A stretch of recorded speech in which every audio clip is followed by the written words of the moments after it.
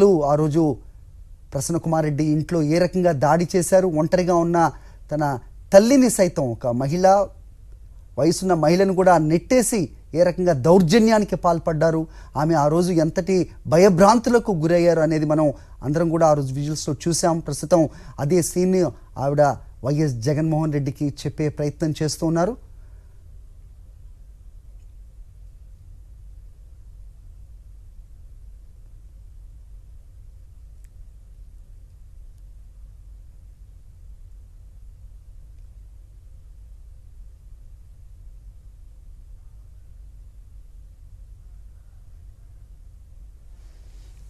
ఉదయం నుంచి కూడా ఆంక్షల వలయంలో ఆంక్షలతోనే సాగిన వైఎస్ జగన్మోహన్ రెడ్డి పర్యటన. ఒక్కసారి ఆయన హెలిప్యాడ్ దిగి జైలు వద్దకు వెళ్ళి కాకాని గోవర్ధన్ రెడ్డిని పరామర్శించిన అనంతరం ప్రసన్న కుమార్ రెడ్డి ఇంటికి వస్తున్న నేపథ్యంలో ప్రజలను అడ్డుకోవడం, అభిమానులను ఆపటం ఎవరి